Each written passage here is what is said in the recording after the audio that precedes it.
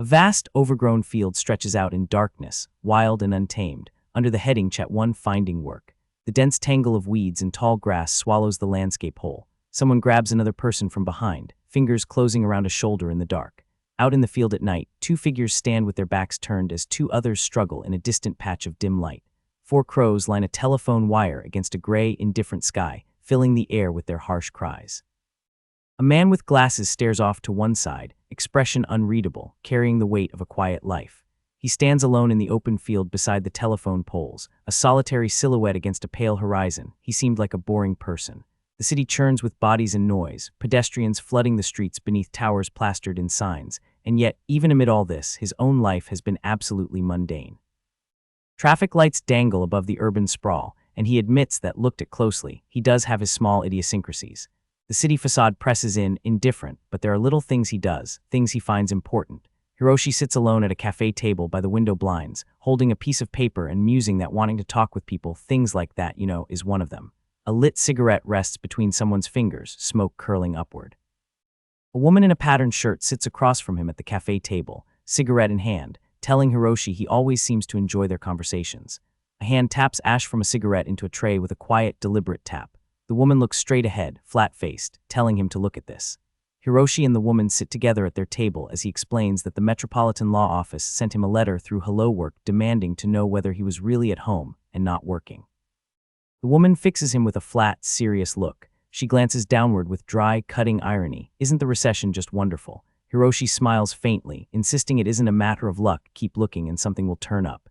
He gestures across the table, philosophizing that the nail sticking out gets hammered down, but those who sink too far just get ignored. The trick is balance. Hiroshi goes quiet, gazing out the cafe window.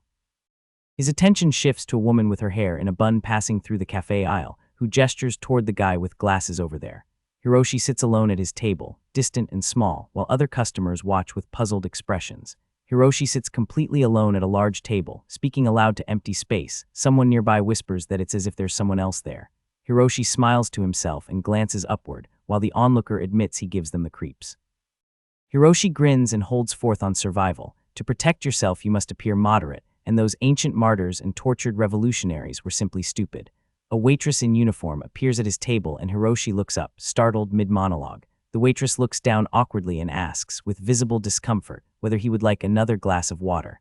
Hiroshi looks away from her and down at the table, beginning a question. The waitress stands over him while he remains seated alone in the quiet restaurant. Hiroshi sits completely alone at a large table, speaking aloud to empty space. Someone nearby whispers that it's as if there's someone else there.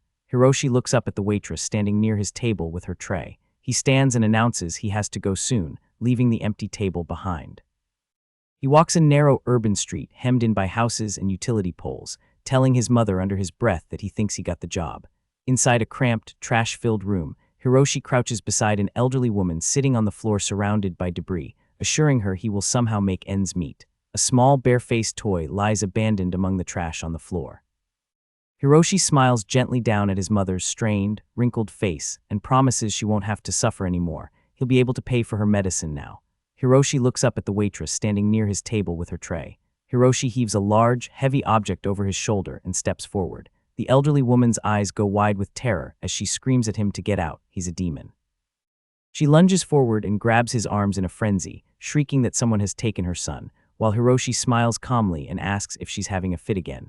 Hiroshi peers downward through his glasses into a dark space and suggests she sing a song. Come on, let's sing together. A small dark window cut into a rough wall opens onto nothing as the old woman's song trails off into confusion. A young woman lies on her side on a bed, staring blankly ahead and telling him to hurry up and kill the old hag. Hiroshi heaves a large, heavy object over his shoulder and steps forward. Hiroshi looks down with a serious expression and says flatly that she'll go to sleep soon anyway. He could never do that. The blonde woman sits nude on the bed, touching her face and muttering that if the old woman weren't around, she could move in, but she's creepy and smelly. An intimate and partially obscured moment passes between them. The blonde woman's face is flushed and open-mouthed. In the cluttered room, the woman sits upright on the bed while Hiroshi lies beside her and mentions he has a job interview tomorrow. The blonde woman lies back on the bed and tells him to hurry up. She lies beneath his dark silhouette, and somewhere in his mind the thought of a condom surfaces. She looks up at him through half-closed eyes and asks if he loves her. Hiroshi looks down at her and says yes, then asks what about him. The blonde woman lies on her back, staring straight up. She wraps herself around Hiroshi from behind and suggests they do it in the other room again, in front of the old woman. Hiroshi glances sideways and asks simply why. She smiles faintly and says there's no reason at all. She moves over him on the bed, admitting she just gets more excited that way. Bodies shift on the bed.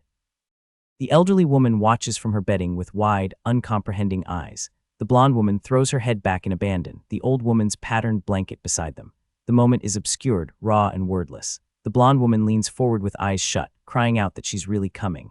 Hiroshi's silhouette moves against her as she demands harder. She clutches him fiercely as he declares, with inexplicable grandeur, that they are surely fighting a holy war. She remains on top of him as he lies back, insisting that no matter how mighty the enemy is, they will not flinch. They hold each other, and he presses on. This is because the cluttered room sits in quiet disarray as he concludes that it is a battle in which the dignity and majesty of their country is at stake. Hiroshi walks away into a crowded city pedestrian crossing, swallowed by the tide of ordinary people. He strides forward and declares that now more than ever, citizens must unite. On the street below a hanging banner, a small white dog watches the crowd while Hiroshi insists on the importance of individual desires bowing to unity now. He glances downward and acknowledges he's heading to an interview right now, so they can't talk for long. A woman with short, dark hair stands on the sidewalk and tells whoever she's addressing that since it's him, they should talk. She looks forward and simply asks, "What?" Crows perch atop a street lamp as he reflects that it once seemed ridiculous for someone as weak as him to grapple with the world and survive. A crow's silhouette looms large as he admits he doesn't understand it, but he has been able to do just that. The woman raises a cigarette to her lips and asks why, and he answers that it's because he has a special power.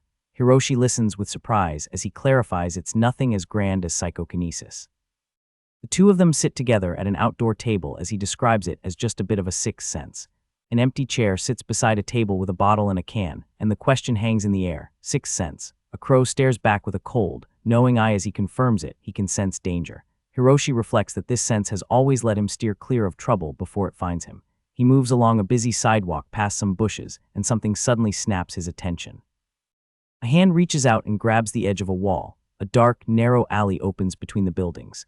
Hiroshi cuts his eyes sideways behind his glasses. Three figures, a long-haired woman, a man in a cap, and another, have positioned themselves outside. He walks down the narrow street as they watch him from the foreground, exactly the type who loves to target someone like him. An empty chair sits beside a table with a bottle and a can, and the question hangs in the air, sixth sense. The man in the cap and the long-haired woman stand under a streetlight, suddenly alert. They peer into the dark passage in confusion. He was just there. The group steps into the dark corridor, straining to make out faint shapes inside, wondering aloud whether he walked in here.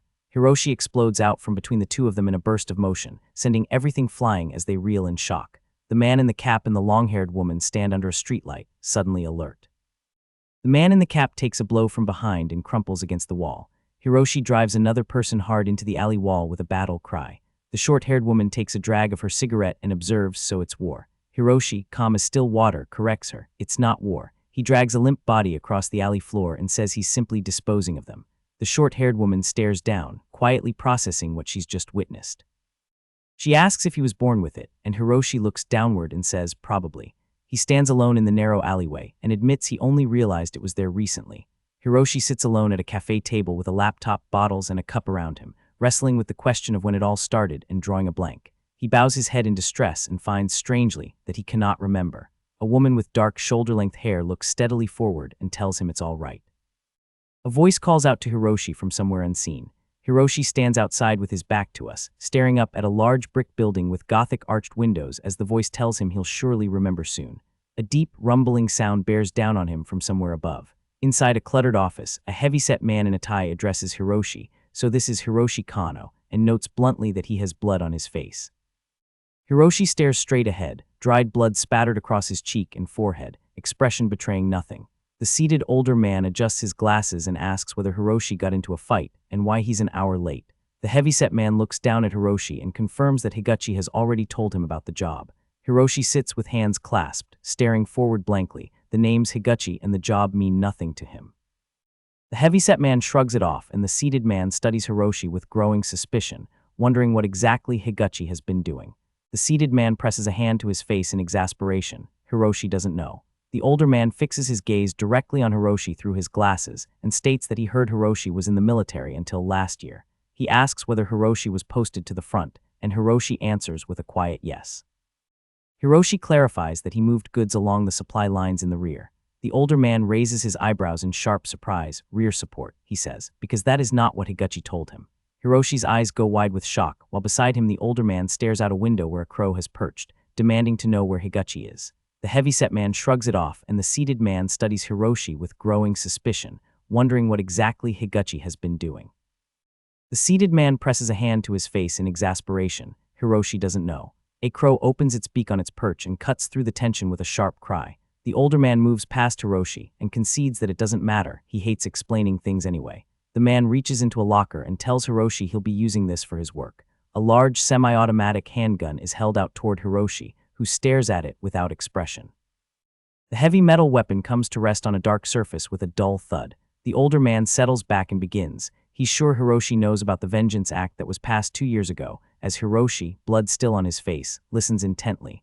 A crow opens its beak on its perch and cuts through the tension with a sharp cry. The older man moves past Hiroshi and concedes that it doesn't matter, he hates explaining things anyway. The older man asks if Hiroshi reads newspapers. Hiroshi does not seem to know what the Vengeance Act is. The heavyset man returns to the room and Hiroshi turns to look back at them both and asks blankly what newspapers are. Hiroshi fixes them with a hollow, intense stare as the older man waves it off and explains the job. They act as proxies for taking revenge. The older man levels his gaze and says, in other words, they. The heavyset man arrives carrying a plastic bag, and the seated man snaps at him that he's late. The heavyset man stands over the desk and says they've already started interviewing the man Higuchi recommended, asking why she was loafing around. The older man asks if Hiroshi reads newspapers. Hiroshi does not seem to know what the Vengeance Act is. The dark-haired woman, Higuchi, appears in the doorway in her coat, plastic bag in hand, and apologizes calmly. The store was crowded. Hiroshi, bloodied face and all, twists slightly to look up toward the doorway. A crow throws its beak wide open and cries out. A woman named Higuchi introduces herself to Kano with a calm smile, a plastic bag hanging from her hand. Kano stares up at her wide-eyed, her name landing on him like a shock he can't quite explain. An older man at a paper-cluttered desk cheerfully passes the responsibility of explaining things to Higuchi, announcing that he and the others are heading off for a long-overdue lunch. A ceiling fan spins lazily overhead. Higuchi and Kano sit across from each other on couches with a low table between them, as she begins walking him through what he needs to qualify as a second-grade proxy. Higuchi slides a thick, imposing book across the table toward him. Kano looks down at the book in his hands, the proxy enforcement of the Vengeance Act. Higuchi sits back with a cigarette, coolly informing him he'll need to memorize the whole thing if he wants to pass the qualification exam. A ceiling fan spins lazily overhead. Kano's eyes go wide, memorize all of that. Higuchi raises her cigarette to her lips and deadpans that she was joking. Kano stares ahead blankly, thoroughly unbothered by the punchline. Higuchi smiles through a haze of smoke, explaining they don't have nearly enough manpower for that. The exam is little more than a formality. She holds out a sheet of paper toward him, the actual answers to the exam 2 days from now, and tells him to just memorize those instead. Higuchi explains with a slight smile that what matters on the job isn't knowing the book by heart, it's being able to see things through without a hitch. Kano looks down in quiet thought as she tells him to ask whatever he needs to know. Kano looks across at her steadily, beginning a sentence that trails off. Higuchi stares downward with a cigarette in hand, finishing his thought. This isn't the first time they've met, is it? Kano holds her gaze, certain he knows her face but utterly unable to place her. Higuchi looks up at him, her expression giving nothing away. She brings her cigarette hand to her chest and confirms it with a single word. She tells him they crossed paths only once, a very long time ago, and that they were never close. She tells him the encounter was connected to something he no longer remembers, and that it doesn't matter much anyway. Kano pushes his glasses up and murmurs a quiet acknowledgement. Higuchi glances at her wristwatch and notes she has somewhere else to be. She stands and walks away, telling him the only thing left is to take the exam in 2 days. She throws a small smile over her shoulder, telling him she thinks he'll be good at this. Kano sits alone on the couch, looking down in silence. Higuchi walks away down the street outside, seen through a window. The older man watches from inside, calling her name. He asks whether they can really make use of Kano. He points out that aside from drills and practice, Kano has never actually fired a weapon at anyone, so why does she think he'll work? Higuchi stands with her back to him, asking whether he actually looked at Kano's records from his time in rear support. She glances back over her shoulder, explaining that while Kano was listed under the 7th Supply Corps, he was actually stationed at High Ground Base A. The older man leans back in his chair, intrigued. Higuchi holds up a document describing High Ground Base A as a special facility, one that officially doesn't exist. The older man wants to know what they do there. Higuchi, still facing the window, tells him it's a covert training camp specializing in assassination, espionage, and guerrilla warfare. The older man settles back in his chair and says he understands. Higuchi stands over him with papers in hand, clarifying that what caught her attention wasn't just Kano's combat background, it was the fact that he was selected for that unit at all, and what he learned there. Kano is jolted by a sudden loud noise as Higuchi declares he's a natural. Military jets cut through the sky above a city skyscraper. Pedestrians pour across a crosswalk below. Higuchi asks what's on his mind, the lower half of her face just visible beneath a curtain of hair. Kano sits at an outdoor table with Higuchi and a third person, telling her that he's become aware of another Higuchi, one who isn't the Higuchi he usually speaks to. He presses the point, this other person's name is Higuchi. The woman behind him responds quietly that this other Higuchi cannot be her, because she has no name. Hiroshi tells Keiko that the Higuchi who isn't her ended their conversation abruptly, yet seemed to know a great deal about him. Hiroshi explains that he's built a mental barrier around himself, and it's beginning to throw off his connection with the outside world. A crow sits motionless on a post in front of a window, as Hiroshi recalls realizing in that moment that he was already in danger and needed to leave immediately. The crow opens its beak. Keiko looks to the side with a measured expression, remarking that taking risks like that doesn't sound like him at all.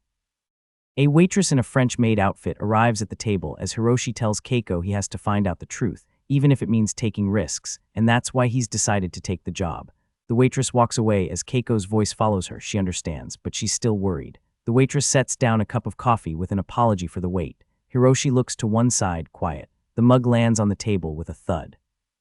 A radio broadcast drifts across the street outside, reporting that Christian forces carried out a violent bombing raid on territory held by their brethren, and that their army and its allies had no choice but to fall back.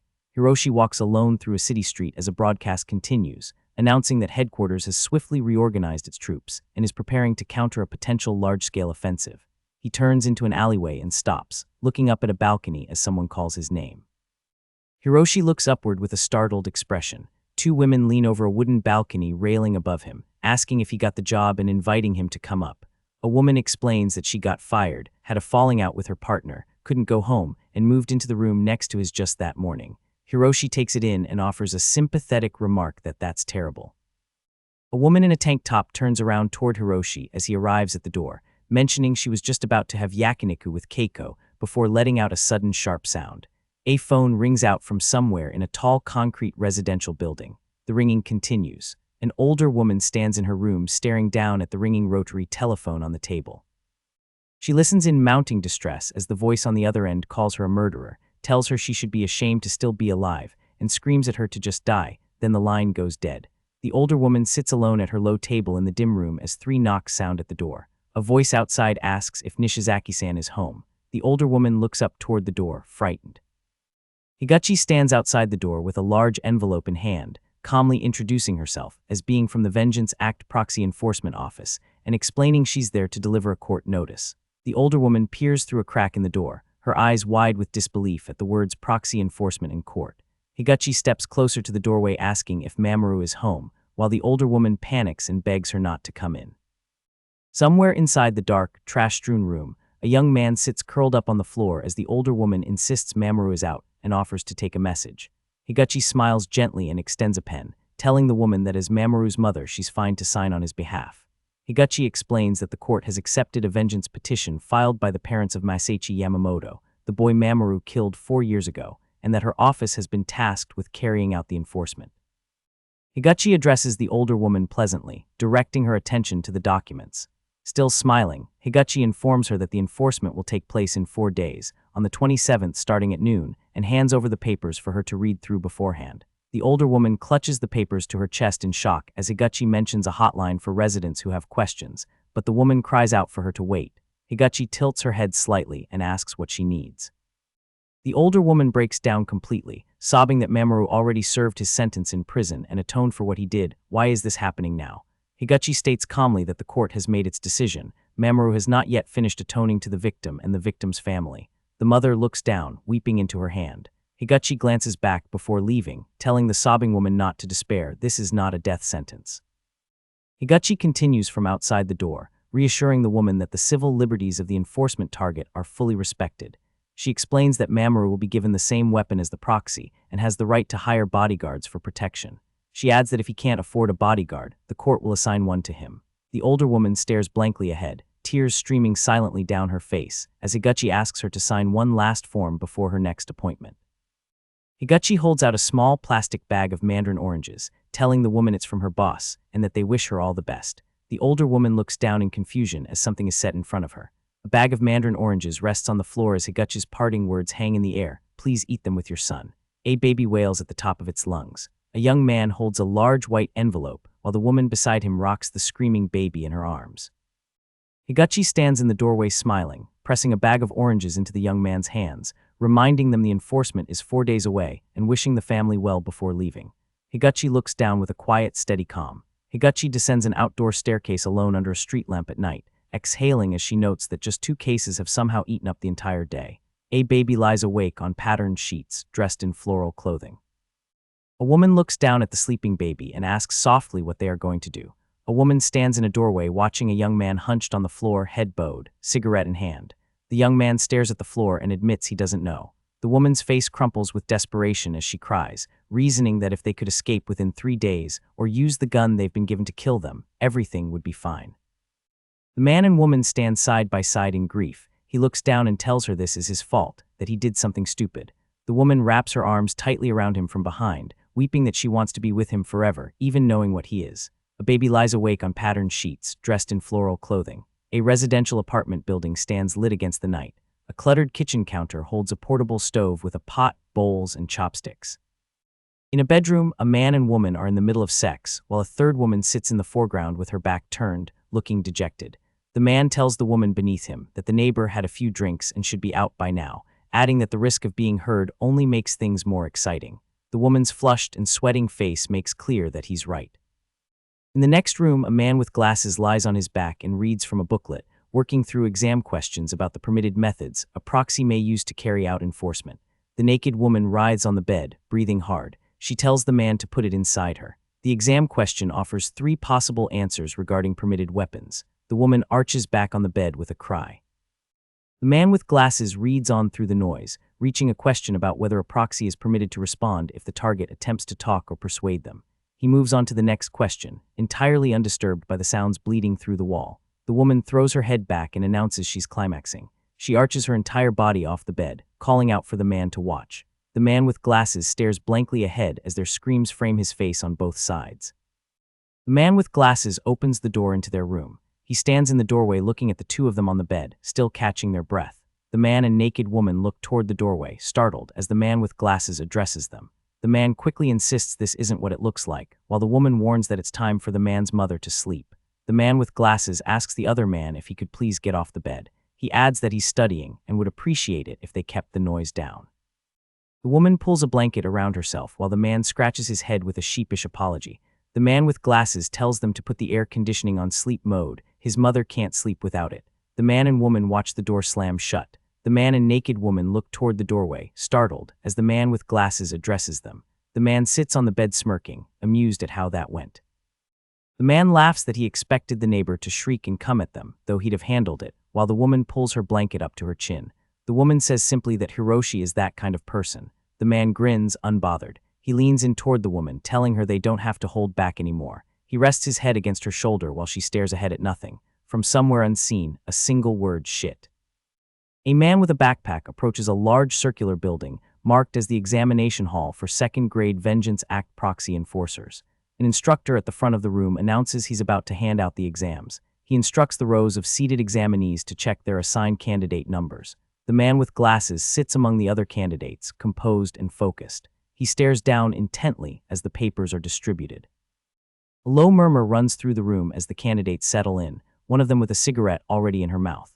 The man with glasses sits quietly at his desk as the instructor announces 1 minute until the exam begins. The man with glasses tells Higuchi over coffee that he probably got everything right. She remarks that the competition is stiff. She mentions that one candidate apparently read the entire enforcement manual from cover to cover. A voice observes that he's a different type from Kano.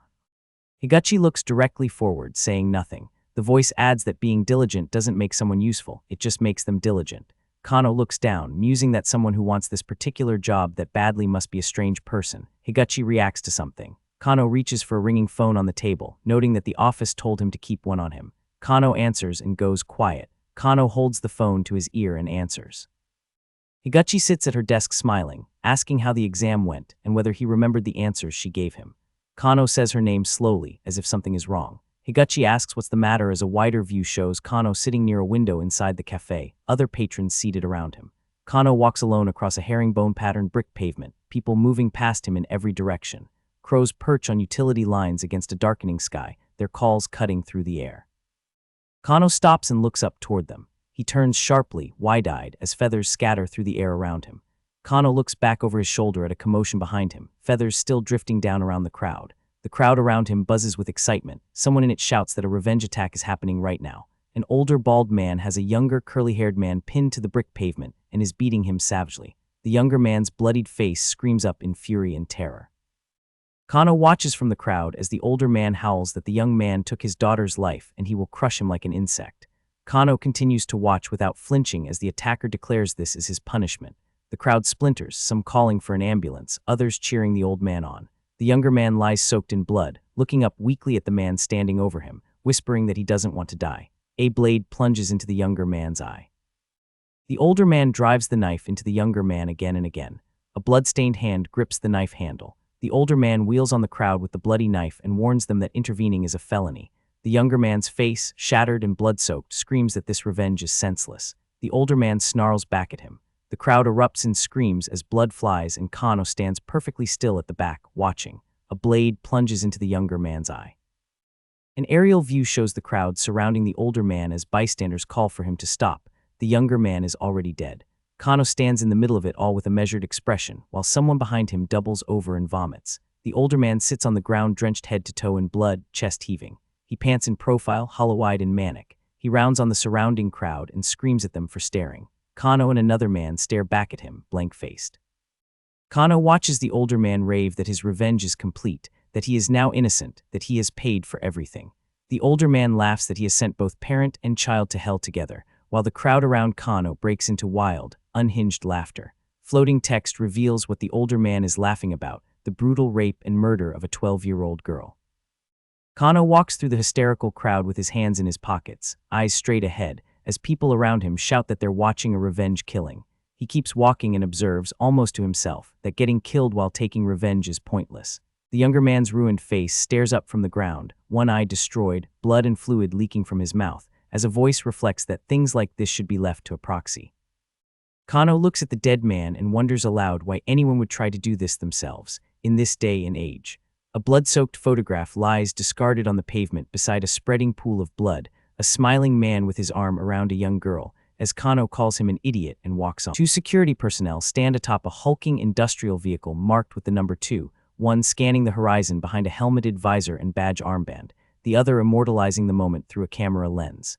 A zebra holds its ground, lips barely parted, the very image of prey that does not yet know it is prey. A lion sinks its jaws into the zebra's back mid-flight, the hunter and the hunted locked together in nature's oldest transaction. A 15-kilogram weight sits cold on the gym floor, the machinery of strength, indifferent to whoever lifts it. A television flickers with illustrated lions and small mammals under the banner of a wildlife program, inviting viewers back next week for more of the same. A hand wrenches open a heavy metallic bolt with a sharp clank of metal on metal. A shaved-headed man sweats through his pores and declares, without a shred of doubt, that he is one of the hunters, not the hunted.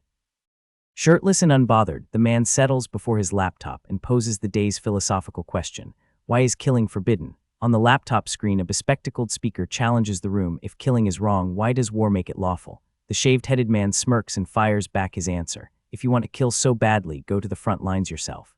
A suited man appears on a television broadcast, his name, Shabalin, the only label he is given. A woman with long black hair crouches on the floor, expression hollow, and quietly asks for them to just break up. The shaved-headed man explains his reasoning with calm certainty: the war front carries too much risk of becoming prey himself. Standing over the woman who sits with her back to him, the man tells her that here, among all the foolish zebras, he can take as many lives as he pleases, so long as he is careful.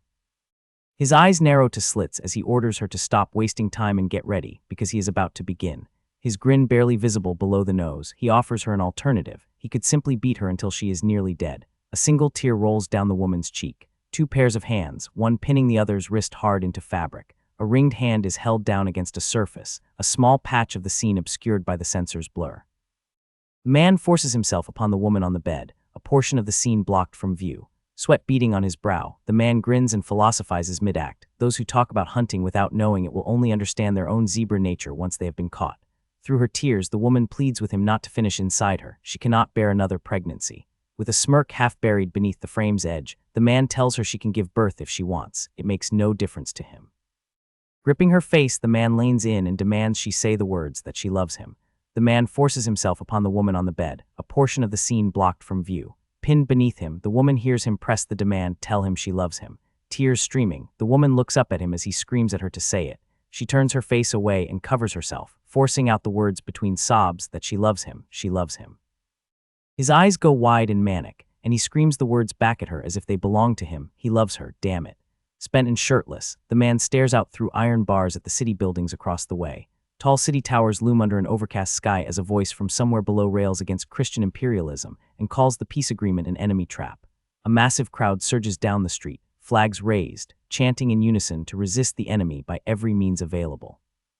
Near a white SUV rigged with loudspeakers, the crowd gathers and the voices blame Minister Yoshida and his followers for the nation's troubles. From above, pedestrians move along a paved path, indifferent to the noise. A curly-haired man snaps around, startled and annoyed, demanding to know who just bumped into him. The shaved-headed man keeps walking without so much as a glance at the man he jostled. He spots someone waiting further down the sidewalk and calls out a nickname, Aruri-chan, announcing he needs to go buy Dragon Quest XIV. He strolls on through the city with a faint, satisfied smile. He sizes up the curly-haired man behind him with a single internal verdict, obvious zebra. He pivots sharply to avoid a collision that is already too late to stop. He walks directly into a person in glasses and a winter coat, sending something to the ground with a crash. Mizuguchi stands frozen mid-sidewalk, sweat breaking across his face as a figure has already passed him by, and a second man walks away in the distance. Mizuguchi stares ahead, struck dumb and sweating, dusty impact clouds still drifting around him. Hiroshi Kano settles himself onto nearby brick steps, rubbing his face where the collision caught him. Mizuguchi looks down at Kano with a contemptuous smirk and tells him to watch where he is going, zebra. Kano glances back over his shoulder with a calm, sharp expression and offers a simple apology. Mizuguchi stands in place with a blank look as Kano's head fills the foreground and a third man lingers between them on the city street. Mizuguchi is struck speechless. Something about Kano's face has rattled him to his core. Kano moves through the crowded street with a distorted, rippling quality to his very presence, as Mizuguchi realizes it is not just the face, it is everything about the man. Kano keeps walking, wavy and indistinct, excusing himself and saying he has work to get to as Mizuguchi shouts after him to stop. Mizuguchi reaches toward Kano through the crowd, demanding he not run. Mizuguchi clutches his own head with both hands, his whole body vibrating with disorientation. The man is making him dizzy. Mizuguchi's senses are in open revolt. He alone could not see Kano clearly, and the realization crystallizes. It was deliberate camouflage, a perfect escape. A zebra lies still against a stark background, the living symbol of something that survives by disappearing into plain sight. Mizuguchi stands with his back to the viewer, facing a sea of flag-waving protesters, and sees that man is a zebra. From behind a paper-stacked desk, a voice calls out Mizuguchi's name and informs him, with no warmth at all, that he is late. An elderly man in glasses stands behind the desk and reminds Mizuguchi there was a meeting first thing this morning. Mizuguchi stands in profile, cigarette dangling from his lips, saying nothing. Mizuguchi smokes and explains flatly that he was in a foul mood all morning and took down a mark to settle himself. The elderly man delivers the new assignment across the desk. Mizuguchi will be paired with 2 rookies and expected to act as their instructor. Mizuguchi sits and smokes with visible displeasure, arguing that going out with rookies is dangerous and asking to be reassigned. The old man waves him off and tells him Higuchi will brief him in the conference room. A silhouetted figure with glowing lenses looms in the background, all but faceless. Mizuguchi glances back over his shoulder with a look of pure irritation. A sign on the wall announces the conference room. Ikiro Yamada leans in with a sweaty, enormous grin and fires off his name like a starting pistol. Yamada bounces up to Mizuguchi, cigarette and all, declaring himself a novice but promising to give everything he has. Mizuguchi silences him mid-sentence about pandas by shoving a hand directly into his face. Higuchi lights her cigarette and gently reminds Mizuguchi that Yamada is new and deserves better treatment. Yamada now has tape over his mouth.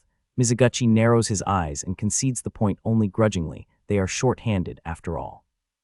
Mizuguchi complains to Higuchi that there is no point hiring someone he cannot use, while she leans against the wall unbothered. Higuchi gestures to the side and introduces the second rookie, Hiroshi Kano. Kano sits in a chair, hands clasped, eyes down, and says nothing. Mizuguchi's face goes wide and slack with shock. Mizuguchi slams his hand on the table and jabs a finger at Kano, erupting.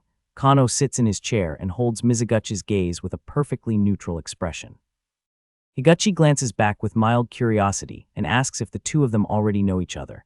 Mizuguchi sweats through an incoherent half-answer, stumbling over his own certainty that he recognizes Kano from somewhere. Mizuguchi stands locked in place across the table from Kano as Yamada watches from the edge of the frame. Kano looks up through his glasses, introduces himself, and extends a polite greeting. Mizuguchi stares back at him, sweating, jaw tight. Higuchi taps her clipboard and sends them off. Mizuguchi is to teach the rookies well. A rugged utility vehicle moves along a road. Against the backdrop of a dense, towering cityscape, Mizuguchi lays down the rules. Regulation bullets only, gun in the holster, no belt. Mizuguchi drives with a hard expression while Yamada bounces in the back seat declaring he already knows the rules, and Kano rides quietly up front. Mizuguchi glances sideways with a quiet sound of mild surprise. Yamada holds up a finger with beaming excitement and cites the exact article and clause of the Proxy Act. It was on the exam. Yamada practically glows, thrilled that he memorized the entire thing. Mizuguchi turns in disbelief and asks if Yamada truly memorized the whole Proxy Act, while Kano questions what Mizuguchi even means by perfectly. Yamada is beside himself. He took the exam 3 times and finally passed, and his dream has come true at last. Kano stares out the moving vehicle's window and says simply that he has always wanted to become a proxy. Yamada gestures dramatically and declares he will risk his life to punish villains, defend the good, and destroy evil, the hero of the modern age. Mizuguchi drives on in silence and delivers his verdict internally. Yamada is hopeless, completely unusable. As the vehicle winds through the urban streets, Mizuguchi broods the bad mood, the discomfort. These two, he cannot explain it, but he cannot stand being near them. Yamada breaks the tension by pointing out pandas perched atop a marine tower visible through the window, while Mizuguchi looks away in barely contained irritation. Mizuguchi turns something over in his mind. Is the feeling coming from Kano, or is it something else entirely? Kano and Yamada sit side by side inside the moving vehicle. Kano sits in the passenger seat, eyes forward, quietly present.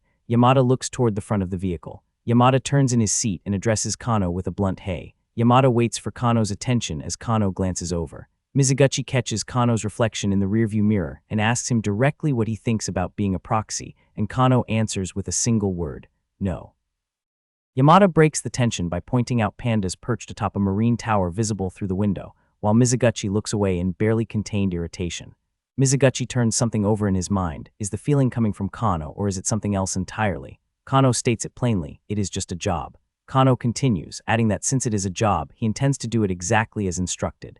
Yamada smirks and jabs at Kano's logic. So what, is it just like delivering pizzas? Yamada laughs while Kano stays perfectly silent. Mizuguchi erupts, wide-eyed and sweating, demanding to know what Kano is talking about, and insisting that approaching this work so casually is unacceptable. The vehicle skids violently across the road. All 3 passengers lurch forward as the car wobbles and jolts to a stop. Mizuguchi leans toward Kano, drenched in sweat and fury, warning him to choose his next words very carefully. Mizuguchi presses on. This is the same as delivering pizzas. Half in shadow, one eye burning, Mizuguchi declares that no zebra could ever do this work, and therefore Kano could never do it, because this calling belongs to hunters alone. Yamada covers his mouth in horror as Mizuguchi finishes by promising that anyone who tramples on what he holds sacred will not walk away from it, and Yamada swears he understands. Kano checks his watch without a flicker of emotion and redirects the conversation. They should probably hurry, since the enforcement is almost upon them.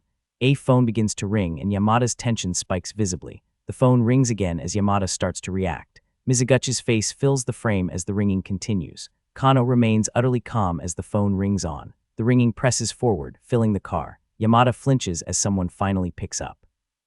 Mizuguchi lifts the car phone to his ear, Kano and Yamada beside him, and announces himself. From a surveillance post near a motel balcony, the contact on the other end demands to know what is taking so long and warns this will be his last transmission.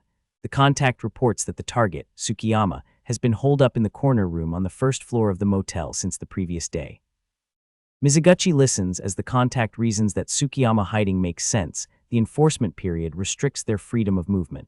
The contact adds what else he knows. There is a woman inside, and Tsukiyama is carrying only his assigned firearm and a kitchen knife. The contact closes the briefing by citing the Proxy Act. They must withdraw before the enforcement begins, and signs off. Mizuguchi confirms the plan. He will carry out the enforcement at the scheduled time and tells his team they will arrive in 5 minutes.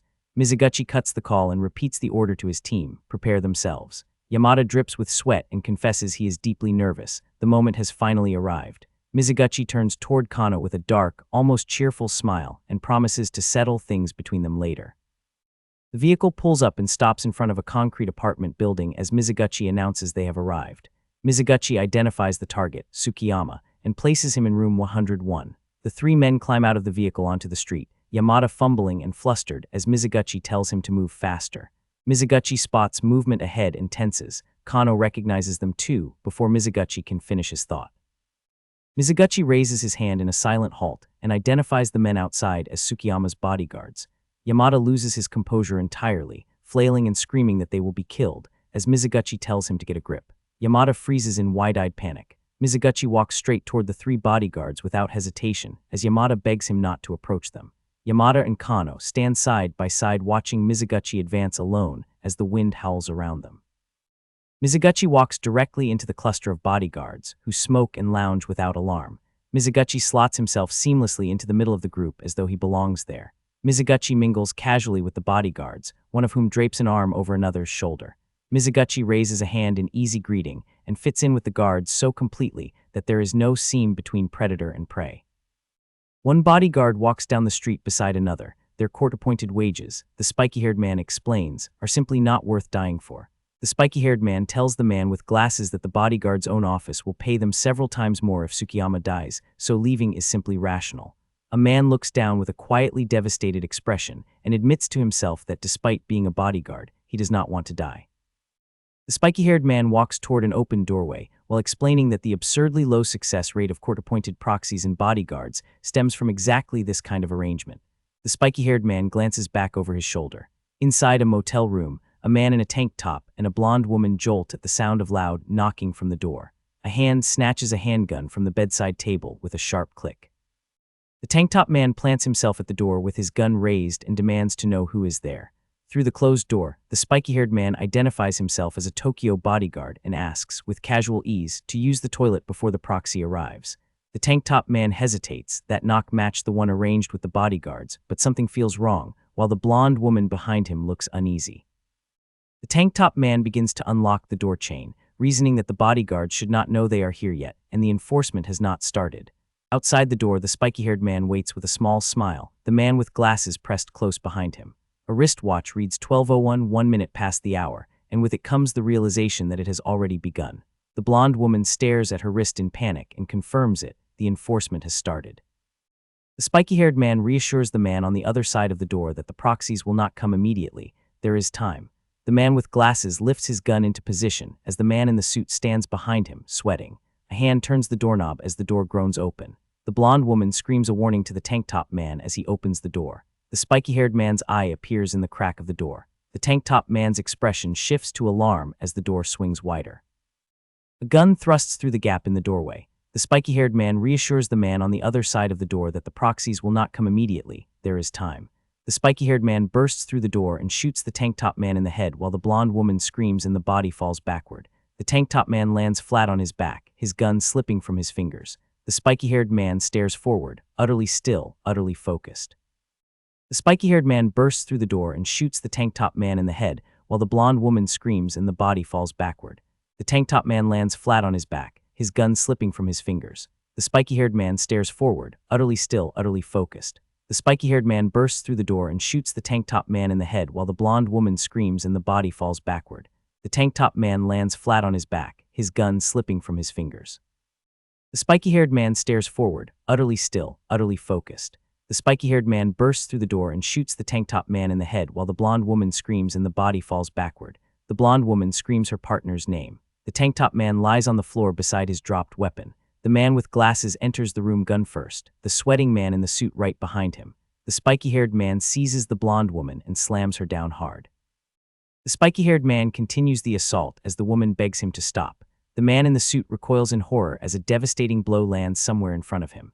The blonde woman is hurled backward, blood spraying from her mouth. She crashes into a set of drawers and brings them all down with her as the spiky-haired man and the man in the suit watch. The blonde woman lies motionless on the floor amid the wreckage, bloodied and still.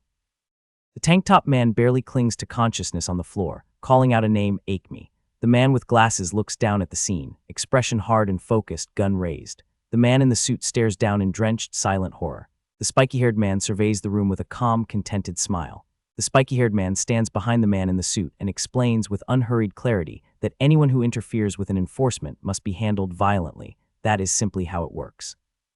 The man with glasses holds the room in his stare without a word. With two bodies on the floor and two rookies looking on, the spiky-haired man stands over his work and announces that today he will give them a special lesson on how to hunt a man. The spiky-haired man stands behind the man in the suit and explains with unhurried clarity that anyone who interferes with an enforcement must be handled violently. That is simply how it works.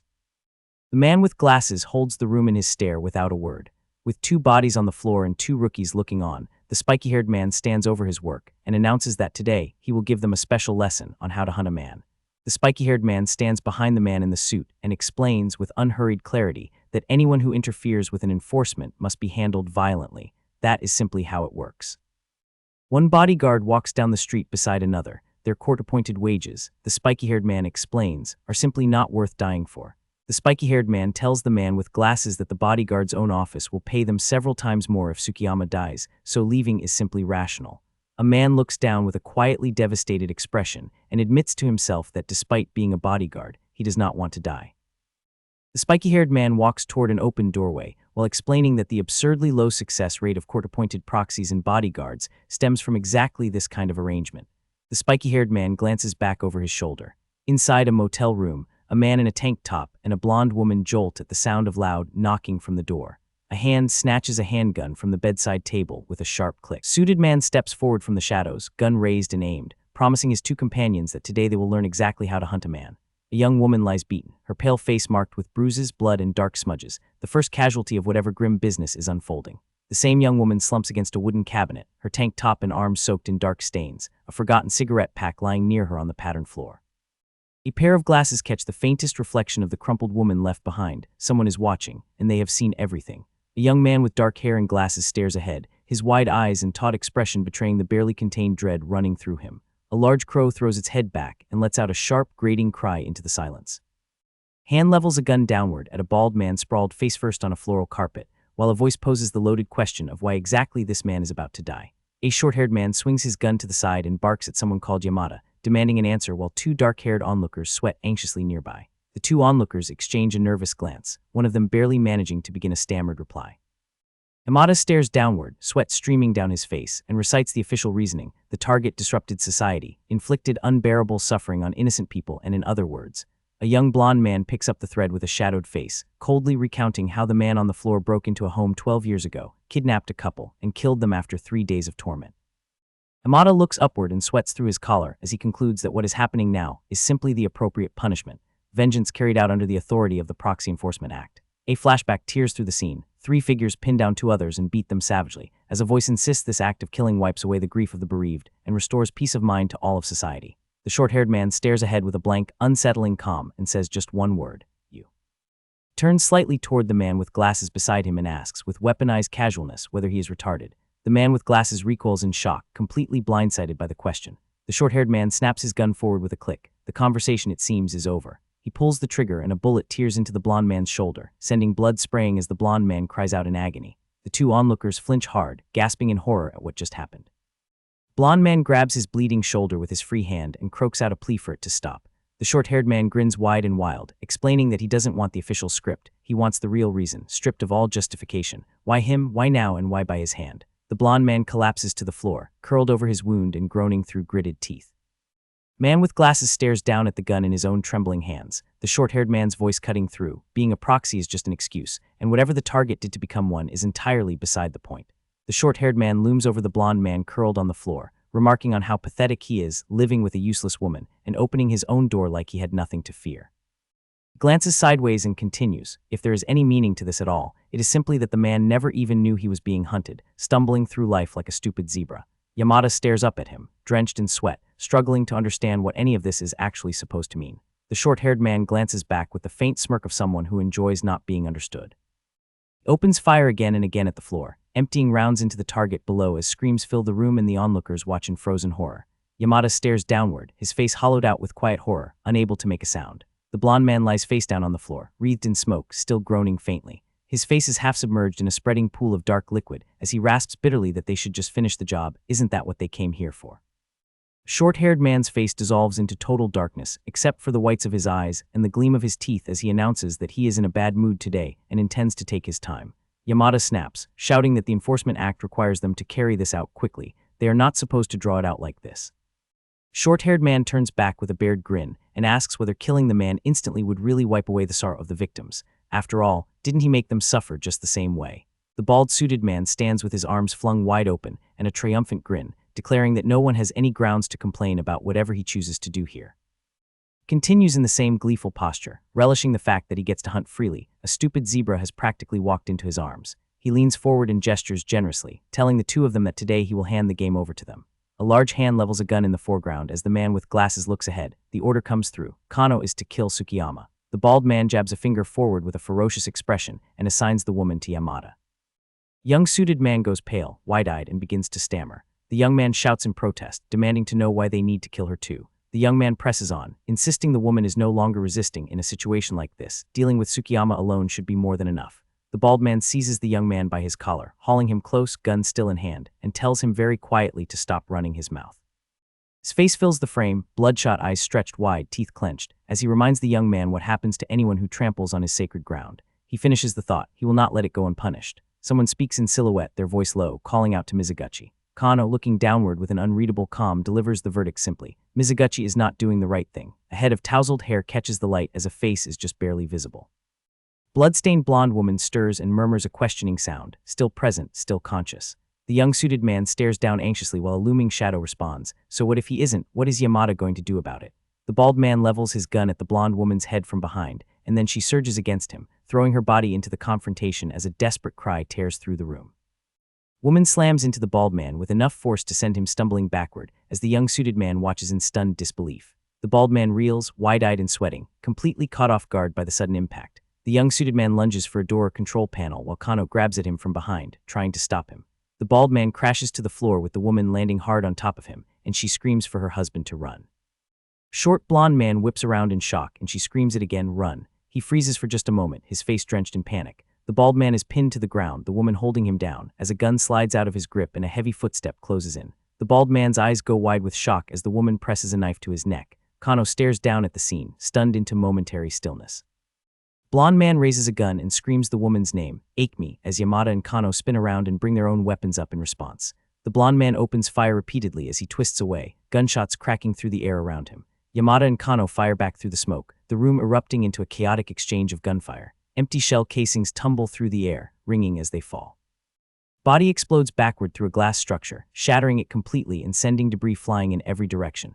A man's face fills the frame, mouth torn open in a scream of pure terror. The blonde woman collapses forward onto her stomach across a surface, dazed and barely moving. The blonde man sits amid the shattered wreckage, clutching himself, the woman lying near him in the debris.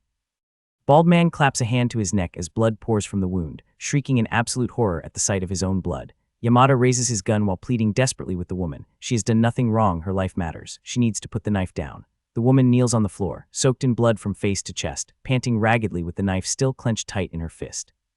Through tears and blood she stares ahead and asks the only question that matters to her. If she lets them go, they will kill her husband, won't they? Yamada looks away in shock as the bald man calls over to him, his voice urgent and strained. The bald man sits clutching his bloodied neck and tells them to settle that question later. Right now someone needs to call an ambulance. The bald man looks up in confusion as Kano simply turns and begins walking away from the scene without a word.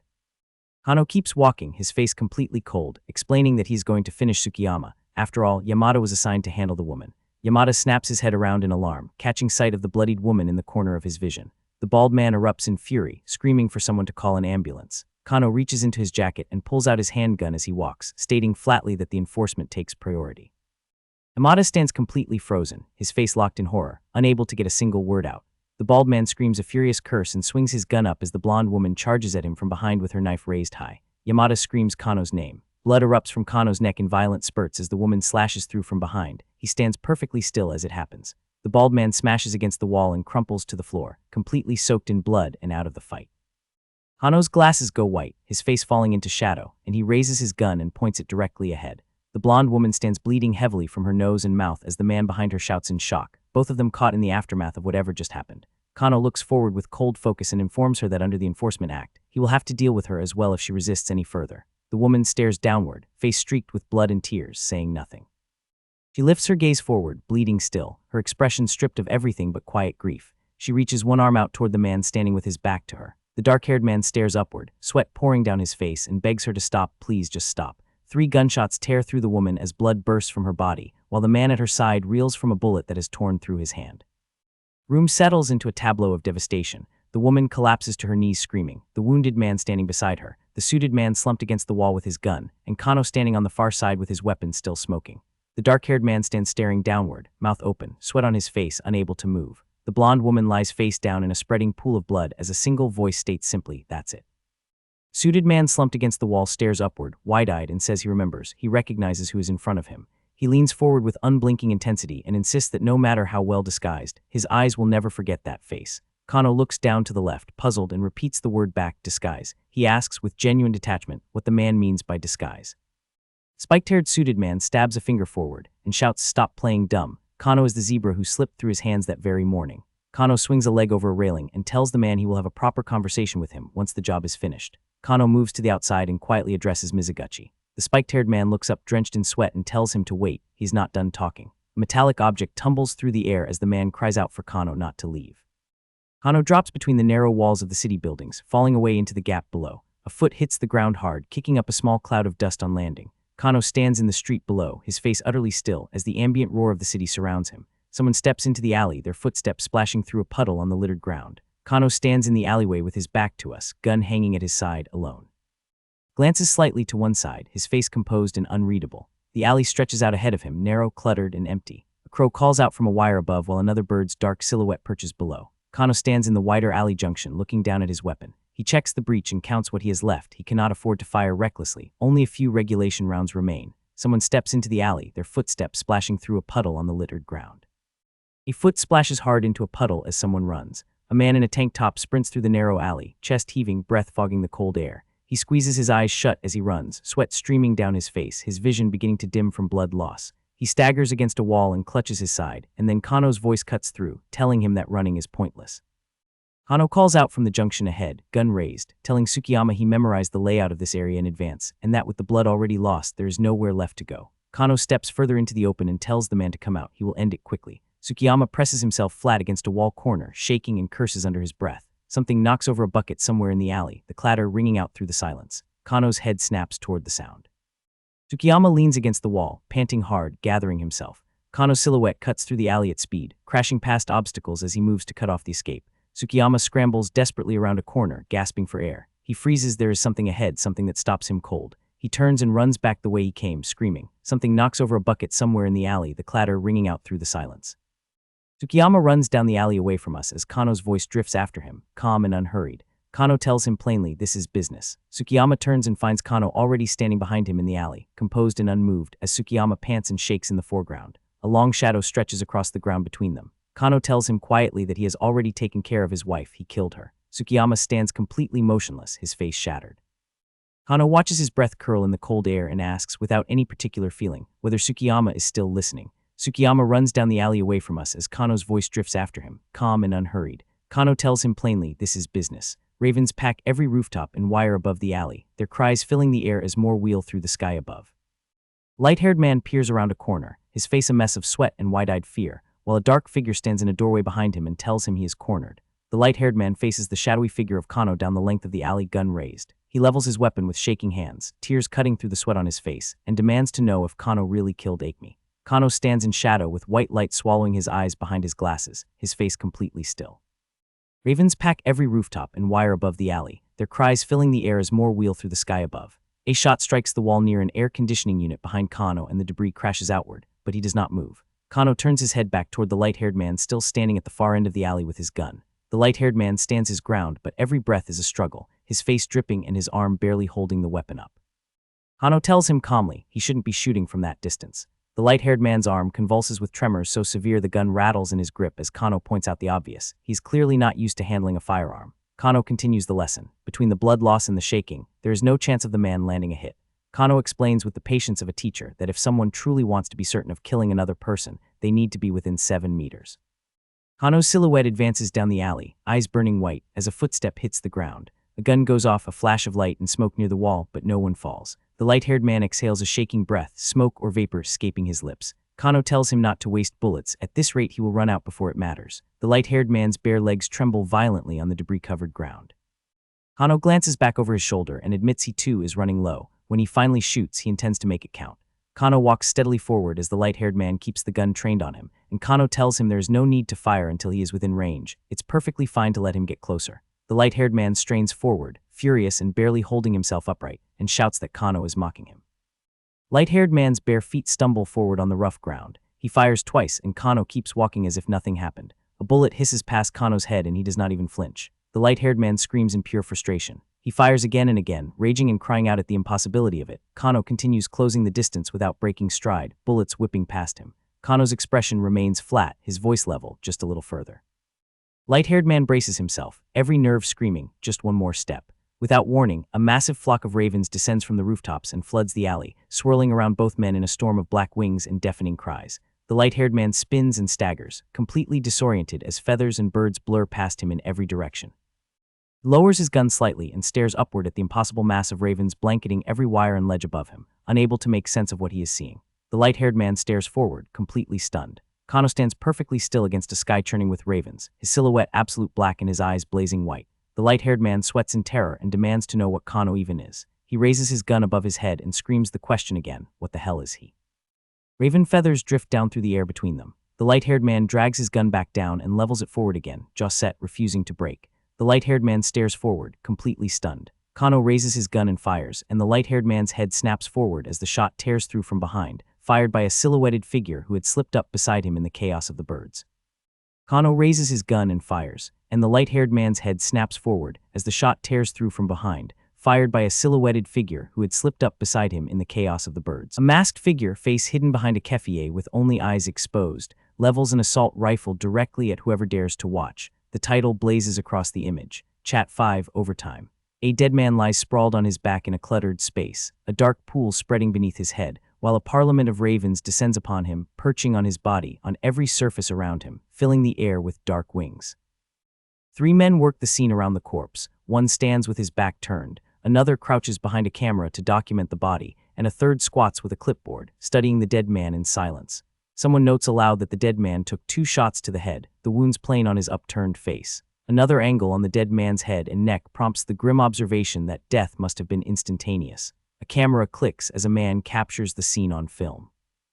2 men remark on the unusual number of ravens gathered outside, though one dismisses it as the inevitable result of people littering everywhere. The inspection is called finished, and someone asks where the vehicle is to collect the body, only to be told it is occupied with another corpse elsewhere. 2 men begin draping a white sheet over the dead man, as one asks where the enforcer who made the kill has gone, and is told the man rushed off to another job without a word. A row of raven silhouettes perches in silence, and one of them answers for everyone with a single caw. A bald man shouts in fury that his bleeding will not stop, simultaneously raging at whoever is touching him. 2 medical workers in white caps struggle to keep the thrashing bald man restrained on a gurney as he screams obscenities and demands to know if they are mocking him. A hand slams against the glass of a barred window from the inside as a voice promises to kill anyone who gets in the way. A medical worker in a cross-marked cap stands beside a short-haired man, both watching the chaos as the bald man insists he is unlike any of them. The bald man is wheeled away down the corridor on a stretcher, still screaming to be treated immediately. The medical workers maneuver the gurney through a doorway with effort, while a suited man watches them go. A blood-stained hand hangs limp and still. The suited man watches it all from the side, sweat beading on his face. The suited man stands near a counter inside the office as someone calls out to him by name Yamada. A man in glasses and a winter coat stands with his back partly turned, speaking to Yamada. The man in glasses informs Yamada that their next job begins in 1 hour. Yamada reacts with visible shock. In the background, the bald man on the stretcher erupts again, fighting off the medical staff, while the man in glasses glances back at the commotion.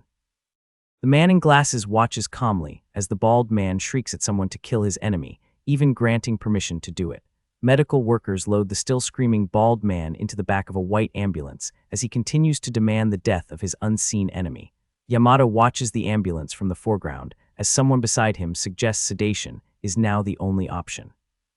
The two men stand side by side, and Yamada confesses quietly to the man in glasses, whose name is Kano, that he is useless today. Kano looks downward and admits that today he cannot do the job.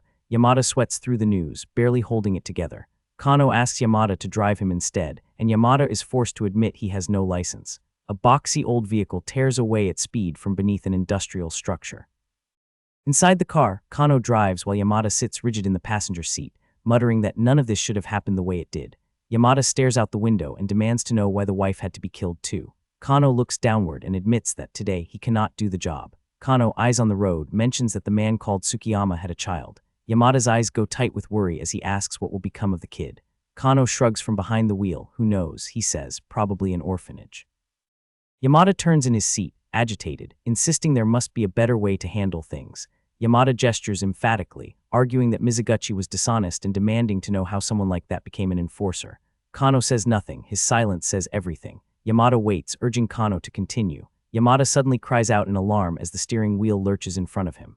Kano, eyes on the road, mentions that the man called Tsukiyama had a child. The boxy car slams into the side of a large cargo truck with a catastrophic crash, sending debris flying in every direction. Inside the smoke-filled car, Yamada grabs his head in panic while Kano sits perfectly still as horns blare outside. Yamada sputters in helpless terror, asking what they should do, while Kano remains unmoved. Kano checks his watch and observes, without a trace of panic, that they are going to be late. From high above, the car sits wedged against the truck on the highway, white smoke billowing out as Yamada stammers that they need to report this. A pair of bare feet in traditional sandals step out onto the ground beside the wrecked vehicle. Yamada jolts inside the car as a fist knocks on the window from outside. The boxy car slams into the side of a large cargo truck with a catastrophic crash, sending debris flying in every direction. A heavily tattooed, muscular man leans out toward the suited man and orders him to get out of the vehicle. Yamada grabs Kano by the arm and hauls him out of the car, the door squealing in protest. Yamada, sweating and frantic, turns back toward the tattooed man while trying to manage the situation. Yamada looks to Kano, who sits quietly nearby, unreadable. Kano's profile cuts a sharp silhouette, glasses catching the light, expression giving nothing away. Yamada turns back urgently, all but shoving the tattooed man along, desperate to move things forward. A white moving truck marked moving MITA winds through a dense tangle of low-rise buildings and power lines in a narrow urban street. Seated in the back of the moving truck, Yamada delivers a profuse apology to the tattooed driver, promising that someone from their office will contact him about the accident. The tattooed driver waves off the apology with a grin, saying he understands completely. Someone seeking revenge is bound to be rattled, and urges them to wipe away the sorrow of those they serve. The driver's expression hardens as he declares that his wife and child mean more to him than life itself, and that he would never forgive anyone who laid hands on them. A white moving truck marked moving MITA winds through a dense tangle of low-rise buildings and power lines in a narrow urban street. Yamada stands on the street waving farewell as the MITA moving truck rumbles off, its driver shouting cheerful rallying cries into the distance. Yamada turns back toward Kano with a warm smile and remarks that the driver seemed like a genuinely good person. Yamada checks his handgun with a click, composing himself for what comes next. Kano looks down, quietly repeating the phrase, a good person, as though turning it over in his mind. Kano adjusts his glasses with a click and asks again, almost to himself, whether that is really what a good person looks like. Kano sets off alone down the narrow street, telling Yamada to wait there until he returns. Yamada watches Kano disappear into the alley, quietly admitting he does not understand the man at all. Yamada stands on the street waving farewell as the MITA moving truck rumbles off, its driver shouting cheerful rallying cries into the distance. Yamada wonders to himself what would have happened if the moving driver had turned on them. Yamada's gaze follows Kano's retreating figure into the alley and the question lingers, what would Kano have done? A narrow residential alleyway stretches between corrugated rooftops and tangled utility wires, empty and still. Kano walks alone through the alley, hands in his pockets, eyes toward the ground. Kano's hand pulls down a sliding mechanism on a building, the rattling of the latch breaking the silence. Kano's expression is perfectly calm as he steps forward. Kano stands at a dim doorway facing a dark silhouette within and says flatly that he feels nothing from them, no hostile intent. Kano peers through a partially open door, confirming his read of the space, no threat inside. Kano's hand turns the door handle and it clicks open. Kano steps through the doorway and enters the room. Inside a traditional tatami room, an elderly woman kneels on the floor with her head bowed in grief, a handgun and a few pieces of fruit resting on the low table between them. Kano stands and watches. The old woman weeps, tears tracing the lines of her face. The handgun sits on the wooden table beside the fruit, waiting. Kano's foot lands heavily on the wooden floor with a resonant thunk as he steps inside. Kano moves through the room past the weeping woman, the old floorboards creaking loudly beneath him. As Kano passes, the woman looks up at him sideways through her tears. Kano glances back slightly as he continues walking. The old woman looks down again, her face heavy with sorrow. Kano steps over a threshold, moving deeper into the house. Outside, Yamada waits alone by a utility pole as birds chirp overhead. A few small birds sit on the wires above, indifferent to everything below. Kano's foot lands heavily on the wooden floor with a resonant thunk as he steps inside. Kano looks through an open inner doorway while the old woman sits with her back to him in the foreground. Kano's expression drops, something grim and heavy crosses his face. Inside the inner room, a man slumps lifeless against the floor, blood soaked through his shirt and splattered across the wall behind him, a handgun still clutched in his hand. Kano looks through an open inner doorway while the old woman sits with her back to him in the foreground. A bloody hand rests motionless on the floor, still loosely holding the gun. The dead man's face is obscured by shadow and blood, utterly still. Dark liquid drips slowly inside a glass container nearby. Kano stands at the threshold and takes in the scene without expression. Kano turns away from the inner room. The old woman kneels in the other room, her gaze drifting toward the gun on the table. Kano walks back toward the exit and informs the woman, without turning fully around, that since the target has already taken his own life, the enforcement is concluded. Kano announces he will be returning to his office now. Kano instructs the woman that someone from his office will come to collect the gun later and asks her to keep it safe until then. Kano says goodbye and turns to leave the seated old woman behind. Kano stops short with a startled sound as something crunches under his foot. His shoe has come down squarely on the mandarin oranges left on the floor, crushing them flat. Kano turns back to the old woman and apologizes for entering with his shoes on, explaining that he was here in an official enforcement capacity. Kano reaches down toward the crushed oranges and notes that his office had sent them to her, mandarin oranges. Kano bows his head and says he is sorry for stepping on them. Kano kneels and uses a cloth to carefully wipe the crushed orange from the tatami mat. He looks toward the old woman and calls her mother, and apologizes again, sincerely. Kano stares forward with sweat on his face, repeating the word mother and the apology again, as if unable to stop. Kano says goodbye and turns to leave the seated old woman behind. Kano stops short with a startled sound as something crunches under his foot. Kano prostrates himself completely on the floor before the quietly seated old woman, his forehead and hands pressed to the tatami as he begs her forgiveness, insisting he did not mean it, promising he will come back as he always does, telling her everything is fine, that it was nothing, just noise, asking her not to let it get to her, calling her mother again and again. Yamada appears in the doorway and calls out for Kano. Kano, who had been flat on the floor, begins to lift his head. Kano kneels on the tatami beside the old woman, looking toward Yamada. Yamada steps in and tells Kano the job is over, the target took his own life. Yamada absorbs the word suicide with visible unease. The old woman stares ahead, her face unreadable. Kano rises and moves past Yamada toward the exit. Kano walks away down an outdoor corridor while Yamada trails behind, confused. Yamada wipes sweat from his face and asks what on earth Kano was doing when he walked in. Kano continues walking away down the outdoor path without looking back. Kano glances back and asks plainly what Yamada is talking about, as if he has no idea. Inside the house behind them, the old woman raises the handgun to her own temple, her face contorted with grief and determination. Kano walks away down an outdoor corridor while Yamada trails behind, confused. Yamada wipes sweat from his face and asks what on earth Kano was doing when he walked in. A gunshot rings out, bang, and Yamada flinches at the sound from behind. Yamada spins toward the building in horror while Kano keeps walking, not once turning around. Kano strides forward without breaking pace and announces he is heading back to the office. Yamada calls after him desperately. Kano shrinks into the distance down the urban street while Yamada stands rooted to the spot, frozen with horror, the faint clanking sound echoing around him. A gunshot rings out, bang, and Yamada flinches at the sound from behind. A busy city street buzzes with foot traffic beneath a row of shops and signs. A man with a megaphone calls out to the passing crowd, urging them to donate blood for soldiers at the warfront. Kano moves through the crowd as the volunteer announces a shortage of Type AB blood and offers a sniper gun doll phone strap to everyone who donates. A small child tugs at a parent's sleeve, demanding the prize. Someone calls for attention as liquid food is spooned into a small bowl. A young woman with buns in her hair leans forward aggressively, ordering an old woman to eat. The frail elderly woman sits with food dribbling from her uncooperative mouth as the young woman demands furiously to know why she will not open up. The young woman named Keiko shouts at the elderly woman to wake up, while a calmer voice, Kano's, tells her to stop forcing her to eat. Kano watches from the background, expression neutral, as Keiko rages that being too kind has spoiled the old woman. Keiko turns to fire back another angry retort. Keiko storms past Kano, slamming her hand down, demanding to know what good anyone is. Keiko seethes, looking indignant and defensive. Keiko collapses into tears with a wail as Kano stands behind her, holding a jacket. Kano turns back to the elderly woman at the table and tells Keiko plainly that their mother does not like her cooking.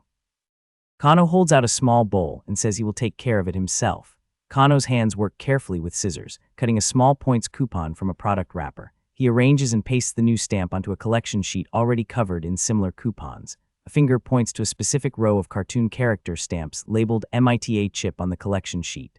Kano sits beside the elderly woman and shows her the stamp book, inviting her to look. The old woman in her heart-patterned bandana looks down at it blankly as Kano explains they are only 2 points away from winning a bicycle. She stares forward without reaction as Kano tells her the top prize, a set of French furniture, is almost within reach. Beneath the hanging light bulb, Kano looks at her gently and says that would be nice, wouldn't it, mother? Kano's hands work carefully with scissors, cutting a small points coupon from a product wrapper. He arranges and pastes the new stamp onto a collection sheet already covered in similar coupons. Kano, here called Hiroshi, tells his mother the phone is ringing. In the kitchen, Hiroshi looks across to his mother standing behind the counter. Hiroshi moves toward the wall-mounted phone as his mother snaps at him that nothing is ringing and accuses him, not for the first time, of hearing things that are not there. Hiroshi pauses, hand near his face, quietly absorbing this. A door creaks open a crack and Keiko peers through it. Wide-eyed Hiroshi notices her and asks if she's still awake. Hiroshi picks up the receiver and apologizes to the caller for not hearing the phone sooner. Hiroshi confirms to the caller that he can come right now. Kano, here called Hiroshi, tells his mother the phone is ringing. A restaurant called MITAS sits quietly beneath leafy trees in the evening. Inside the busy restaurant, Hiroshi sits across from a short-haired woman at a central table as she suggests they review the day's events. The woman sips her drink and remarks that the job went well enough. After all, the prey walked right into the hunting grounds. Hiroshi agrees, more or less. Hiroshi looks down at the table and admits that is simply how he has been feeling lately, and that he just did the job from that place. A waitress with a tiara-like headpiece stands nearby, looking on with mild confusion. Hiroshi tells the waitress that someone at the scene had a kind of sixth sense, so he had to move quickly. The woman smiles faintly and asks whether this perceptive person is one of the hunters. The woman glances toward the waitress as she poses the question. Hiroshi says the man seemed to believe so, but he was visibly rattled throughout. A split image shows Hiroshi on one side and the memory of a distressed, blood-streaked man on the other, someone who could feel the danger closing in but could not see it, and was coming apart because of it. The woman gestures across the table and tells Hiroshi he makes for difficult prey, just like Lobo. Hiroshi disagrees gently. He says he is nothing more than a docile herbivore, and certainly no wolf. Hiroshi admits with a slight, tired smile that this line of work does not suit him, it wears him out. A flash of memory, a man standing alone in an alley, as Hiroshi reflects that being forced to eat meat when he is, at heart, a creature that grazes on grass goes against everything he is. Hiroshi says the contradiction is starting to cause him to make mistakes as the woman watches him carefully. Another flash, the man from the alley shouting as the woman repeats the word back, mistakes. Hiroshi admits he does not quite remember, but he knows he has been behaving strangely. Someone speaks from off-frame, saying only that he has been acting strangely. A memory surfaces, Yamada staring at him in the tatami room, asking in bewilderment what on earth Hiroshi was doing. The woman looks at Hiroshi directly and says it plainly, that is dangerous. Hiroshi agrees. At this rate, he will start drawing attention to himself. Hiroshi taps the tabletop idly. The woman tells him that he will need to be more careful going forward. Hiroshi sits behind his glasses and acknowledges it. This, after all, was supposed to be the path that kept him safe. The woman across the table tells him he had better resolve things quickly, but she is now covered in blood down one side of her face and across her torso. Hiroshi looks across at her, unshaken by what he sees. Hiroshi holds her gaze and says quietly that he knows he does know. The waitress with the tiara headpiece appears beside the bleeding woman at the table. The waitress announces without drama that they will be closing soon. Hiroshi turns toward the waitress. Hiroshi looks at the waitress from the side, listening. Hiroshi sits alone at the table. Hiroshi looks across at the seat opposite him. It is empty. Hiroshi suggests, mostly to himself, that they should probably leave soon. Across from him, a man with a severe head wound sits in the empty seat and agrees. They have talked quite a lot today. Hiroshi looks back at the bleeding man and agrees. The restaurant exterior sits quiet under the night sky, and from somewhere inside, a voice thanks whoever it is speaking to for meeting again today. saying that talking to them brings a kind of calm. A woman with short, dark hair gazes off to the side, her expression unreadable, as the title of the chapter, Working on a Holiday, is announced beside her. A helicopter cuts through the sky above a sprawling urban parking lot, its rotor chopping the air with a rhythmic thunder. 3 men stand together in the open air, a shaved-headed man in a dark suit flanked by a colleague in a light suit and another in a dark hoodie and glasses. The 3 men survey a car that has been thoroughly destroyed, its crumpled wreck resting against a structure as a testament to whatever just went wrong. The shaved-headed man stares off to the side, the beginning of a pained realization forming on his face. He whispers the name of his beloved car, a Kubelwagen, the word dying in his throat like a eulogy. The man in the light suit reassures everyone that insurance will cover the damages since the vehicle was being used for work. The man with glasses adds, almost cheerfully, that at least there's a silver lining to the whole mess. The voice continues, pointing out that neither of them was physically hurt, so there's really nothing to worry about. The man with glasses admits it was his first accident and confesses he was quite shaken up by the whole ordeal. Without warning, the shaved-headed man drives his fist straight into the face of the man in the light suit, sending him staggering backwards, while the man with glasses watches without flinching. The man in the light suit clutches his nose as blood streams between his fingers, his composure completely shattered. The shaved-headed man looms over the fallen man, bellowing that this was never about the money, that the idiot simply doesn't understand. He continues his tirade, declaring that the car was a symbol of his status, a limited edition vintage model, irreplaceable and now gone. The man in the light suit, bloodied and crumpled on the ground, cycles through a storm of grievances, dragged in on his day off, punched in the face, his nose broken and none of it fair. The shaved-headed man spins toward the man called Kano, shouting that he was in the car too and shares in the blame, demanding he understand that. He turns to Kano and asks him, almost confused, what exactly it is he thinks he's doing right now. Kano stares forward impassively, while the shaved-headed man demands he pay attention. Kano lets out a quiet sound of notice, his attention caught by something entirely unrelated to the chaos around him. Kano points toward a nearby rooftop, calmly identifying the object of his fixation, a television antenna. The shaved-headed man repeats the word back at him, utterly baffled. Kano begins to explain, measuring in his mind the distance between a rooftop antenna on the right side of a nearby building. He trails off, his attention drifting to a nearby electrical pole as part of his inexplicable mental calculation. The shaved-headed man demands to know what the distance between them has to do with anything. Kano reaches up and touches the bridge of his glasses, saying nothing. Kano declares simply that it bugs him, while the shaved-headed man sweats in disbelief, and the man in the light suit nurses his broken nose in the background. The shaved-headed man looks down, his anger momentarily replaced by something harder to read. The man in the light suit continues holding his bloodied nose, still recovering from the punch. Kano adjusts his glove or sleeve, composed and unruffled. The shaved-headed man places a hand on Kano's shoulder and leans in close with a wide, dangerous grin, reminding him that he was stabbed in the stomach and suggesting, for both their sakes, they reach a compromise. Sweat pours down his face as his grin stretches wide and predatory. He makes it perfectly clear he would normally kill someone like Kano without a second thought. He leans even closer, his voice low and threatening, asking if Kano really wants to make things messy. Kano looks back at him with absolute calm and asks, in a single word, what mess he means. The shaved-headed man looks down, his anger momentarily replaced by something harder to read. The shaved-headed man lets out a short, sardonic laugh and waves off the tension. He brushes the whole exchange aside and tells Kano to forget it, moving on. He walks over to the man in the light suit, Yamada, still kneeling on the ground, and offers a gruff, almost casual apology for hitting him without thinking, which Yamada nervously accepts. The shaved-headed man tells Yamada to think of the punch as part of his training and asks if that's understood.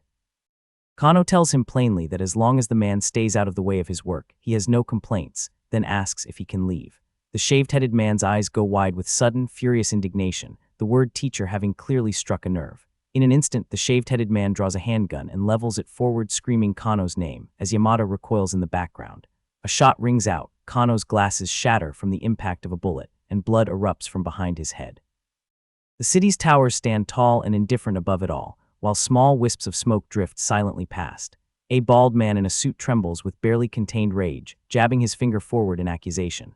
He points directly at the chest of a calm young man with glasses and a black shirt, who meets his fury with an expression of total indifference. A suited man nearby covers his mouth in confusion, muttering the name Inspector Pepper, as though he can't quite believe what he's seeing. The young man glances to the side over his shoulder and coolly bids everyone farewell. The bald man grins with menace as his companion looks on in alarm, the wreckage of a crashed car visible behind them, and the bald man's parting words linger in the air. a threat wrapped in a smile. The city skyline stretches endlessly in the distance as a voice promises that this isn't over. A woman with short, dark hair descends an outdoor staircase, a folder tucked under her arm, her footsteps sharp and purposeful. She stops short, her mouth falling open in surprise at an unexpected sight. The young man with glasses is climbing the same staircase from below, and she calls out to him, "It's Kano." She peers down at him from the top of the stairs, asking why he's shown up on what was supposed to be his day off. Kano replies that he had something to take care of but is heading back soon. The two of them stand together on the landing, a beat of silence passing between them.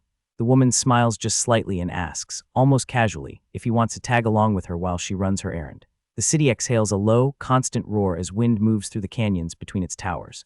The woman explains that she has to deliver paperwork for Kano's completed job to the information processing office before the end of the day, and that she was up all night getting it ready. While navigating traffic, she remarks that Kano seems to be getting along surprisingly well with Mizuguchi, noting that no one had ever lasted more than 3 days with him before. Their car moves through the dense city traffic, just another vehicle in the endless flow. Cigarette in hand, the woman asks Kano how his first job went and mentions she heard he resolved both incidents. Kano notes, without particular emotion, that one of the targets was already dead by the time he arrived. The woman keeps her eyes on the road and explains that Nishizaki had never hired bodyguards and that the mother and son were never in a position to put up any real resistance. She adds that from the very beginning, neither of them had the will to fight. She raises a finger as she drives, cigarette dangling from her lip, and tells Kano that this job brings them into contact with all kinds of people and that she finds it genuinely interesting. Kano repeats the word back to her, interesting, and she responds by pointing ahead, urging him to look. A massive, distinctive building comes into view, the Information Processing Center. Kano looks up at the building through the car window and the woman estimates they'll arrive before the lunch break. The car rolls forward on the road, the city rumbling around it. The woman narrows her eyes while driving and asks what that sound was. Kano's gaze shifts upward behind his glasses, alert and searching. From inside the car, Kano looks out the window toward the towering building ahead. Something small and fast moves through the sky above it. A massive explosion tears through the upper floors of the Information Processing Center, hurling debris into the sky and sending great billows of smoke rolling outward as traffic freezes on the road below. The woman stares ahead through the windshield, the cigarette still in her mouth, her face locked in stunned silence. Kano stares forward too, wide-eyed and grim, the explosion registering behind his glasses. Enormous clouds of smoke pour from the side of the building, swallowing whole sections of the structure. In the chaos, a vehicle plows violently into the back of a white van, the impact sending a burst of dust and wreckage into the air. The woman wrenches the steering wheel in a panic, and a split second later their own car slams into another vehicle. The woman stares ahead through the windshield, the cigarette still in her mouth, her face locked in stunned silence. From above, the street looks like a junkyard, cars piled into one another in every direction, debris everywhere, and dazed people beginning to climb out of their vehicles. The woman stands outside the damaged car, looking out over the scene, with Kano visible on the other side, another accident added to the day's tally. Kano turns his back to the car and stares toward the smoking building in the distance. The woman glances over her shoulder at Kano and fills him in. A government building nearby was also struck, and by the look of it, the missile was launched from a submarine. Kano looks ahead with a measured, analytical calm and offers a simple apology. The woman climbs back into the driver's seat, reasoning that there's nothing to be done here, and that she still has paperwork to deliver today. Kano asks plainly whether the situation is going to be dangerous. From inside the car, Higuchi looks back at Kano standing by the open door holding a large envelope, and tells him it'll likely be interesting, then admits that with this job, you can never really say. Kano lingers beside the car and looks toward the building ahead, noting they'd better hurry before it gets cordoned off. The crowd has already gathered outside the towering structure, and voices in the crowd wonder aloud whether the fire brigade has even arrived yet. People in business attire cross an open plaza, someone muttering that it's quite a long walk. Amid the stream of evacuees and scattered voices calling for fire extinguishers, and wondering whether the 42nd floor collection window is still open, Kano and Higuchi press forward through the crowd. The building's hallways are thick with smoke, people pushing through while coughing and choking. Kano stares ahead with focused intensity, someone calling out to check that all staff are accounted for. Inside one of the offices, a group of workers huddle together in panic, voices overlapping as one person insists they are fine and demands to be let go. In a crowded hallway, Higuchi and Kano come upon an injured person lying on the floor, colleagues desperately urging him to hold on while others shout that there are still people trapped higher up. A sign on the wall identifies a service window as the Vengeance Proxy Enforcement Post-Enforcement Paperwork Collection window. An older, heavyset man behind the window beams pleasantly at the sight of Higuchi, greeting her warmly and complimenting her appearance. Higuchi expresses mild surprise that the window is still open and says she's glad she made the trip. The clerk explains from his desk that the building has a solid emergency plan, complete with a backup generator, and that there's really no reason to panic and flee. He elaborates cheerfully that per safety regulations they're running on a skeleton crew while everyone else has taken refuge. The remaining staff member, one of his best, he calls her, sits hunched at her desk, sobbing into her hands. Higuchi slides the documents across the counter while Kano watches from behind. The clerk spins around and barks at the crying woman, Teshigawara, to process the paperwork. The woman buries her face in her arms and continues to weep. The clerk turns back to Higuchi and Kano with an irritated look, wondering aloud what on earth is wrong with her. The clerk slaps the back of the crying woman's head with a stack of papers and shouts at her to stop weeping and earn her pay. He lights a cigarette with practiced ease and mutters dismissively that women are useless precisely because of moments like this, while the woman wails behind him. He turns his attention back toward Higuchi with an oily smile, implying she is different from other women, and waves off any concern. He reveals the reason for the woman's breakdown. Her boyfriend worked on the very floor the missile struck, a man who, the clerk adds with glee, also happened to have a wife and children. Higuchi stares at him with a blank, unreadable expression and points out that he seems rather pleased about all of this.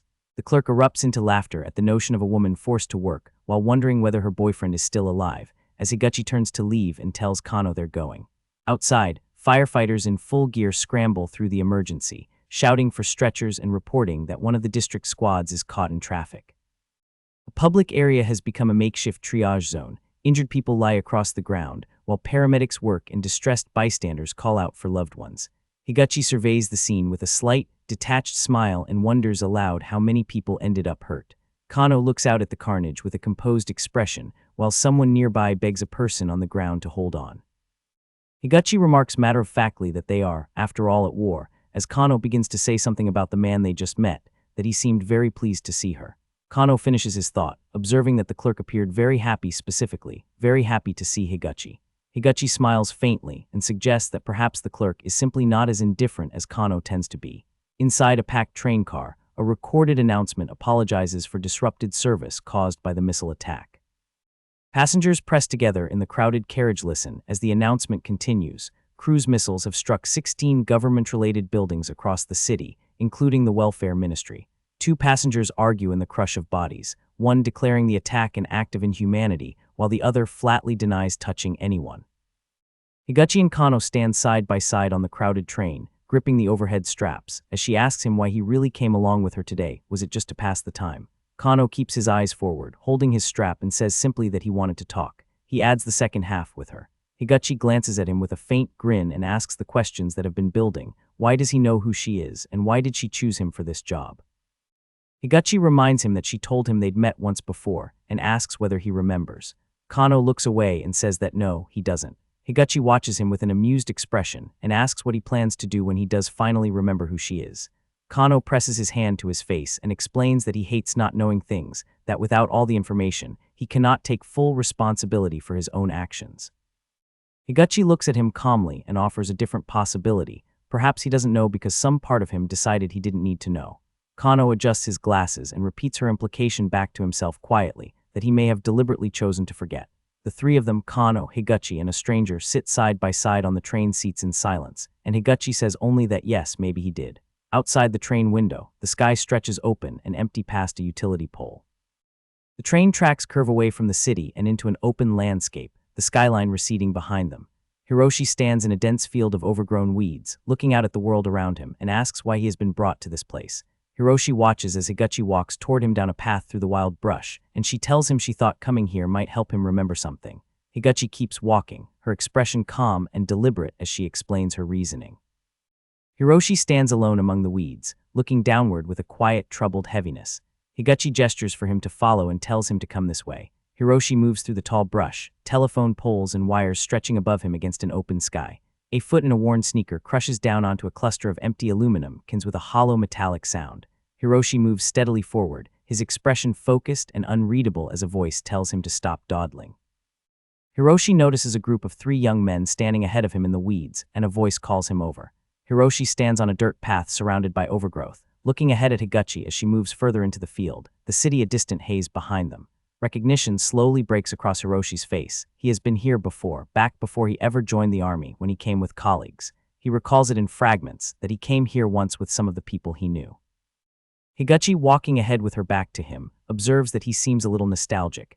Hiroshi stares hard into the distance and asks whether she was there too. The question sharpens, was she there that night? A memory surfaces, a nighttime scene of a group of young men and a young woman walking together, someone laughing and draping their arms over the others.